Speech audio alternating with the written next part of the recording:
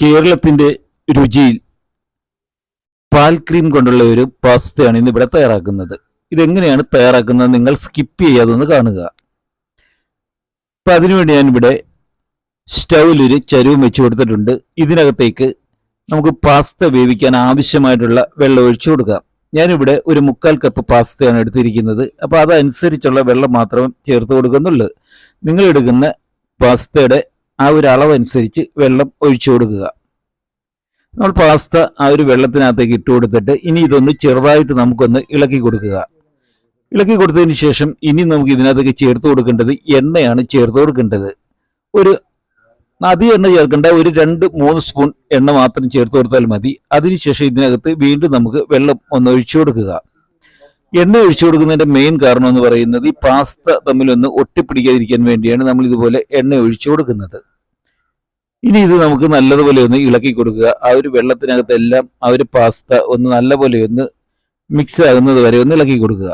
അതിനുശേഷം ഇനി ഇതിനകത്തേക്ക് ആവശ്യത്തിനുള്ള ഉപ്പും കൂടെ ചേർത്ത് കൊടുത്ത് വീണ്ടും നമുക്ക് ഇതൊന്ന് ഇളക്കി കൊടുക്കുക. ഏകദേശം ഒരു 10 മിനിറ്റ് മുതൽ ഒരു 15 മിനിറ്റ് സമയം കൊണ്ട് തന്നെ പാസ്തയൊക്കെ കറക്റ്റായിട്ട് വെന്ത് വരും. ഒരുപാട് ഇത് വെന്ത് പോകാതെ പ്രത്യേകം ശ്രദ്ധിക്കുക. ആ ഒരു കറക്റ്റ് പരുവത്തിനുള്ള രീതിയിൽ വേണം ഇത് വേവിച്ചെടുക്കേണ്ടത്. ഏകദേശം ഒരു 10 മിനിറ്റിന് മേളിലായിട്ടുണ്ട്. നമ്മുടെ പാസ്തയൊക്കെ ആ ഒരു ശരിയായ ആ ഒരു കറക്റ്റ് രീതിയിൽ തന്നെ വെന്ത് വന്നിട്ടുണ്ട്. ഇനി ഇത് ഒരു പാത്രത്തിലേക്ക് ഒന്ന് കോരി മാറ്റുക. അതിനുശേഷം നല്ലതുപോലെ തണുത്ത വെള്ളത്തിനകത്ത് ഇത് 1-2 പ്രാവശ്യം ഒന്ന് കഴുകി വേണം നമുക്ക് ഈ പാസ്ത തയ്യാറാക്കാൻ വേണ്ടി എടുക്കേണ്ടത്. അതുപോലെ തന്നെ നിങ്ങൾ ഈ ചാനൽ ആദ്യമായി കാണുകയാണെങ്കിൽ തീർച്ചയായും ഒന്ന് സബ്സ്ക്രൈബ് ചെയ്യുക. ഒപ്പം തൊട്ടടുത്തുള്ള ബെൽ ബട്ടണിൽ ഒന്ന് അമർത്തിയാൽ തുടർന്നുള്ള എൻ്റെ എല്ലാ വീഡിയോസിൻ്റെയും നോട്ടിഫിക്കേഷൻ നിങ്ങൾക്ക് കിട്ടുന്നതായിരിക്കും. ഒരു പാസ്ത നമുക്കൊന്ന് കഴുകി ഒന്ന് മാറ്റി വെക്കാം. ഇനി എങ്ങനെയാണ് ഈ പാസ്ത തയ്യാറാക്കുന്നത് നോക്കാം. അപ്പോൾ അതിനുവേണ്ടി ഇതുപോലെ ചൂട് കട്ടിയുള്ള ഒരു പാത്രം സ്റ്റൗവിൽ വെച്ച് കൊടുക്കുക. ആ പാത്രം ഒന്ന് ചെറുതായിട്ട് ചൂടായി വന്നു കഴിയുമ്പം ഇതിനകത്തേക്ക് ഒരു 3 പീസ് ബട്ടറാണ് ഞാൻ ഇട്ട് കൊടുത്തിരിക്കുന്നത്. ബട്ടറെല്ലാം ഒന്ന് നല്ലതുപോലെ ഒന്ന് ഉരുകി വരുന്നത് വരെ നമുക്കിതൊന്ന് ഇളക്കി കൊടുക്കുക. പെട്ടെന്ന് തന്നെ ബട്ടറെല്ലാം നല്ലതുപോലെ തന്നെ ഉരുകി വന്നിട്ടുണ്ട്. ഇനി ഇതിനകത്തേക്ക് ചേർത്ത് കൊടുക്കുന്നത് ചെറിയ രീതിയിൽ കട്ട് ചെയ്ത വെളുത്തുള്ളി, അതുപോലെ തന്നെ ഇഞ്ചി. വെളുത്തുള്ളി ഒരു 2 ചെറിയ സ്പൂണും അതുപോലെ തന്നെ ഇഞ്ചി ചെറിയ 2 സ്പൂണുമാണ് ഇവിടെ എടുത്തിരിക്കുന്നത്. ഇനി ഇത് നല്ലതുപോലെ ഒന്ന് ഇളക്കി കൊടുക്കുക. ഒരു നേരിയ ബ്രൗൺ കളർ വരുന്നത് വരെ വേണം നമുക്കിതൊന്ന് ഇളക്കി കൊടുക്കേണ്ടത്. ഒരു 1 മിനിറ്റ് മുതൽ ഒരു 1.5 മിനിറ്റ് സമയം കൊണ്ട് തന്നെ അതെല്ലാം നേരിയ ഒരു ബ്രൗൺ കളറായിട്ട് വന്നിട്ടുണ്ട്. ഇനി ഇതിനകത്തേക്ക് ചേർത്ത് കൊടുക്കുന്നത് പച്ചമുളക് വട്ടത്തിൽ ചെറുതായിട്ട് അരിഞ്ഞതാണ് ചേർത്ത് കൊടുക്കുന്നത്. ഞാനിവിടെ ഒരു 3 പച്ചമുളകാണ് എടുത്തിരിക്കുന്നത്. പിന്നീട് ഇതിനകത്തേക്ക് സവോള ചെറുതായിട്ട് കട്ട് ചെയ്തതും ഒരു 3 സ്പൂൺ ഇതിനകത്തേക്ക് ഒന്ന് ഇട്ട് കൊടുക്കുക. എന്നിട്ട് ഇത് നല്ലതുപോലെ ഒന്ന് ഇളക്കി കൊടുക്കാം. ഒരു 1.5 മിനിറ്റ് സമയം കൊണ്ട് തന്നെ പച്ചമുളകും സവോളയൊക്കെ നല്ലതുപോലെ ഒന്ന് വാടി വരും. അത് വാടി വരുന്നത് വരെ ഇത് നമുക്ക് നിർത്താതെ തന്നെ ഒന്ന് ഇളക്കി കൊടുക്കുക. ഇപ്പൊ സവോളയും നമ്മുടെ ഒരു പച്ചമുളകൊക്കെ നല്ലതുപോലെ വാടി വന്നിട്ടുണ്ട്. ഇനി ഇതിനകത്തേക്ക് ചേർത്ത് കൊടുക്കുന്നത് തക്കാളി ചെറുതായിട്ട് കട്ട് ചെയ്തത് ഒരു 1/2 കപ്പ് ഞാൻ ചേർത്ത് കൊടുക്കുന്നുണ്ട്. ഇനി ഇത് തക്കാളി എല്ലാം ചേർത്ത് കൊടുത്തതിന് ശേഷം വീണ്ടും നമുക്കിത് നല്ലതുപോലെ ഒന്ന് ഇളക്കി കൊടുക്കുക. ഒരു 1.5 മിനിറ്റ് സമയം കൂടി ഇത് നല്ലതുപോലെ ഇളക്കി കൊടുക്കുമ്പോൾ തക്കാളി എല്ലാം നല്ലതുപോലെ വെന്ത് ആ ഒരു മസാലയ്ക്കകത്ത് കൂടി ചേരുന്നതാണ്. ഇപ്പം ഏകദേശം ഒരു 1 മിനിറ്റ് സമയം കൊണ്ട് തന്നെ നല്ലതുപോലെ തക്കാളി എല്ലാം വെന്ത് വന്നിട്ടുണ്ട്. ഇതിനകത്ത് ഇനി അല്പം ബട്ടറും കൂടി ചേർത്ത് കൊടുക്കുക. നേരത്തെ ചേർത്ത് കൊടുത്ത ബട്ടർ അല്പം കുറവായിരുന്നു, അതുകൊണ്ടാണ് വീണ്ടും ഒരു ചെറിയ പീസ് ബട്ടറും കൂടെ ചേർത്ത് കൊടുത്തത്. അപ്പോൾ ഒരു ബട്ടറും എല്ലാം നല്ലതുപോലെ ഉരുകി ആ ഒരു മസാലയ്ക്കകത്ത് മിക്സ് ആയിട്ടുണ്ട്. പിന്നീട് ഇനി ഇതിനകത്തേക്ക് ചേർത്ത് കൊടുക്കുന്നത് ക്യാപ്സിക്കമാണ് ചേർത്ത് കൊടുക്കുന്നത്. ഈ ഒരു വെജിറ്റബിൾ എല്ലാം ഒന്നിച്ച് ഇട്ടുകൊടുത്ത് വേണമെങ്കിൽ തയ്യാറാക്കാം. പക്ഷെ ഓരോ വെജിറ്റബിളിനും ഓരോ വേവാണ്, അതുകൊണ്ടാണ് ഇത് സെപ്പറേറ്റ് ആയിട്ട് ഞാൻ ഇട്ട് കൊടുക്കുന്നത്. 1/2 കപ്പ് ക്യാപ്സിക്കം ചെറുതായിട്ട് കട്ട് ചെയ്തത് ഇട്ട് കൊടുത്തതിന് ശേഷം വീണ്ടും ഇത് നല്ലതുപോലെ ഒന്ന് ഇളക്കി കൊടുക്കുക. ഇപ്പൊ ക്യാപ്സിക്കം കൂടുതൽ ഇത് വെന്തു പോകരുത്, അതുകൊണ്ടാണ് ഏറ്റവും ലാസ്റ്റ് നമ്മൾ ക്യാപ്സിക്കം ഇട്ട് കൊടുത്തത്. കാരണം ഈ ഒരു പാസ്ത കഴിക്കുമ്പം അതൊന്ന് കടിക്കാനൊക്കെ ഉള്ള രീതിയിൽ വേണം നമുക്ക് ഈ ഒരു ക്യാപ്സിക്കം അതിനകത്ത് കിടക്കേണ്ടത്. അതുകൊണ്ടാണ് അത്രയും വേവ് മാത്രം മതി.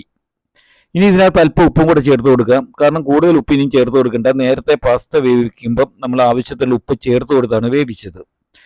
അപ്പൊ അങ്ങനെ വരുമ്പോൾ ഇതിനകത്ത് ഇനിയും കൂടുതൽ ഈ മസാലയ്ക്കകത്ത് ഉപ്പോടെ ചേർത്ത് കൊടുത്തു കഴിഞ്ഞാൽ കൂടുതൽ നമുക്ക് ഉപ്പ് കഴിക്കുക. അതുകൊണ്ടാണ് ഒരു സ്വല്പം ഉപ്പ് മാത്രം ചേർത്ത് കൊടുത്താൽ മതി. എന്നിട്ട് ഇത് വീണ്ടും നല്ലതുപോലെ ഒന്ന് ഇളക്കി കൊടുക്കുക. അതുപോലെ തന്നെ കുട്ടികൾക്ക് ഇത് വളരെയേറെ ഇഷ്ടപ്പെടുന്ന ഒരു വിഭവം തന്നെയാണ്. സ്കൂൾ വിട്ട് വരുമ്പം അവർക്ക് ഇതുപോലെ തയ്യാറാക്കി കൊടുത്താൽ വളരെയേറെ ഇഷ്ടപ്പെടും. ഇനി ഇതിനകത്തേക്ക് കുരുമുളക് ചതച്ചതാണ് ഇട്ട് കൊടുക്കുന്നത്. 2 സ്പൂൺ കുരുമുളകാണ് ഞാൻ ഇവിടെ ചേർത്ത് കൊടുത്തിരിക്കുന്നത്. നിങ്ങൾക്ക് എരിവിന്റെ അനുസരിച്ച് കൂട്ടിയും കുറച്ചും കൊടുക്കാവുന്നതാണ്. പൊതുവെ പാസ്തയ്ക്ക് എരിവ് കുറവാണ്.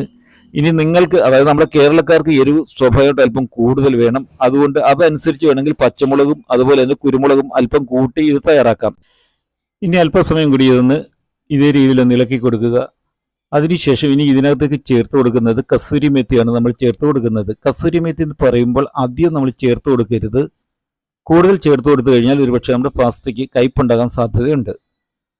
കസൂരി മേത്തി എല്ലാം ചേർത്ത് കൊടുത്ത് ഇളക്കിയതിന് ശേഷം ഇനി ഇതിനകത്തേക്ക് ചേർത്ത് കൊടുക്കുന്നത് നമ്മൾ വേവിച്ച് വെച്ചിരിക്കുന്ന പാസ്തയാണ് ഇതിനകത്തേക്ക് ഇട്ട് കൊടുക്കുന്നത്. അതിനുശേഷം നമുക്ക് ആ മസാലയും ആ ഒരു പാസ്തയും ഇവ രണ്ടും നല്ലതുപോലെ ഒരു 5 മിനിറ്റ് സമയം ഒന്ന് ഇളക്കി കൊടുക്കുക. തീർച്ചയായിട്ടും നിങ്ങളൊന്ന് വീട്ടിൽ തയ്യാറാക്കി നോക്കുക. കുട്ടികൾക്കാണെങ്കിലും മുതിർന്നവർക്കാണെങ്കിലും ഇത് വളരെയേറെ ഇഷ്ടപ്പെടും. മുതിർന്നവർക്കാണെങ്കിൽ അല്പം എരിവ് കൂട്ടി തയ്യാറാക്കാം. അതുപോലെ തന്നെ പാസ്ത പല രീതിയിൽ പലരും തയ്യാറാക്കുന്നുണ്ട്. പല സ്റ്റേറ്റിലും പല രീതിയിലാണ് തയ്യാറാക്കുന്നത്. ഞാൻ ഇന്നിവിടെ തയ്യാറാക്കുന്നത് മിൽക്ക് ക്രീം കൊണ്ടുള്ള ഒരു കേരളത്തിന്റെ തനത് രുചിയിലാണ് തയ്യാറാക്കുന്നത്.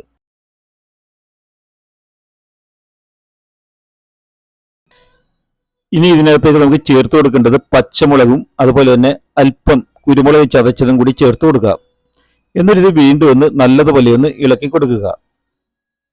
സ്കൂൾ വിട്ട് വരുമ്പോൾ കുട്ടികൾക്കൊക്കെ ഇതേ രീതിയിലുള്ള പാസ്ത ഒന്ന് തയ്യാറാക്കി കൊടുക്കുകയാണെങ്കിൽ അവർക്ക് വളരെയേറെ ഇഷ്ടപ്പെടും. പാസ്ത തന്നെ പല രീതിയിൽ തയ്യാറാക്കാൻ നമുക്ക് പറ്റും. ചിക്കൻ കറി വെക്കുന്നത് പോലെ തന്നെ പാസ്ത തയ്യാറാക്കാം. അതുപോലെ തന്നെ മധുരത്തോടു കൂടിയുള്ള പാസ്ത തയ്യാറാക്കാം.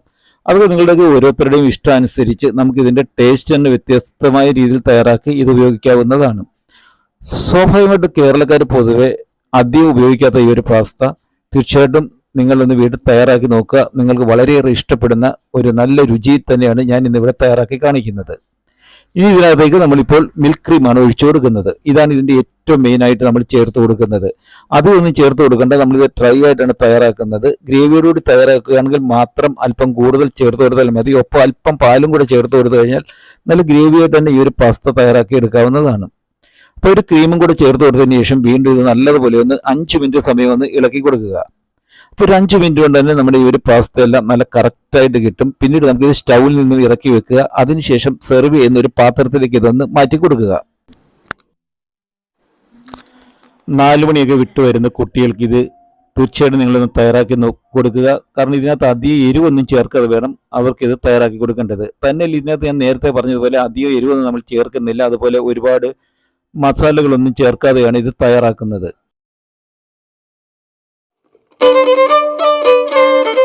Thank you.